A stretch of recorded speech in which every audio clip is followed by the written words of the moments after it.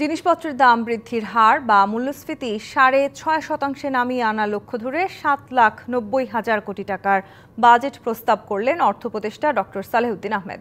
নির্বাচনের দাবিসহ নানামুখী আন্দোলন আর সংস্কারের চাপের মধ্যেও ২০২৫-২৬ অর্থবছরে ৫.২৫% হারে দেশের সম্পদ বাড়ানো বা জিডিপি প্রবৃদ্ধি অর্জন করতে চান তিনি। যদিও প্রস্তাবিত বাজেটের মধ্যে ২,২৬,০০০ টাকা বা ২৮.৫% অর্থ ঋণ থেকে নেয়ার পরিকল্পনা করেছে অন্তর্বর্তী সরকার।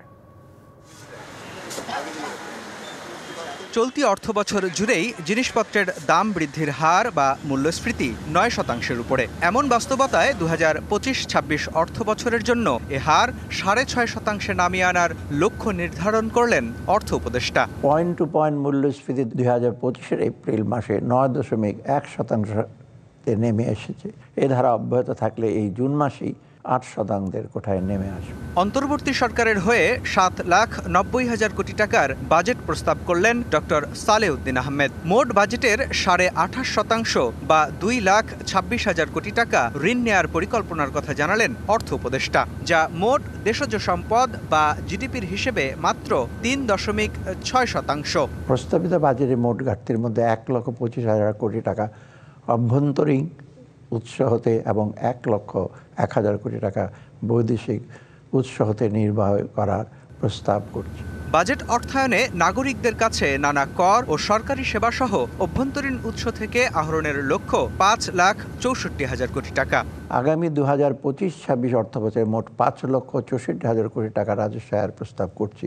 নগদ পেমেন্টে ৫০০ টাকা পর্যন্ত ক্যাশব্যাক আর লেনদেনে প্রতিদিন ডিপ ফ্রিজ এবং ঘন্টায় ঘন্টায় এসি টিভি সহ দারুণ সব গিফট, যা জিডিপি ৯%। ৭,৯০,০০০ কোটি টাকার বাজেটের মধ্যে সরকার পরিচালনায় ব্যয় হবে ৫,৬০,০০০ কোটি টাকা, আর উন্নয়ন ব্যয় বা এডিপিতে বরাদ্দ রাখা হয়েছে ২,৩০,০০০ কোটি টাকা। ৭,৯০,০০০ কোটি টাকা ব্যয়ের প্রস্তাব করছি, যা জিডিপির ১২.৭%। এর মধ্যে পরিচালন সহ অন্যান্য খাতে মোট ৫,৬০,০০০ কোটি টাকা। মন্ত্রণালয় ভিত্তিক খরচে স্থানীয় সরকার বিভাগের বরাদ্দ ৪২,৪৩৩ কোটি টাকা, আর প্রতিরক্ষায় বরাদ্দ ৪০,৮৫১ কোটি টাকা। আইন শৃঙ্খলা ও জননিরাপত্তায় বরাদ্দ ২৭,০০১ কোটি টাকা। এছাড়া নতুন বাজেটে ২.৫ গুণ বেড়ে নির্বাচন কমিশনের বরাদ্দ দেওয়া হয়েছে ২,৯৫৬ কোটি টাকা। গত দেড় দশকে দেশের নির্বাচন ব্যবস্থা পুরোপুরি ভেঙে ফেলা হয়েছে।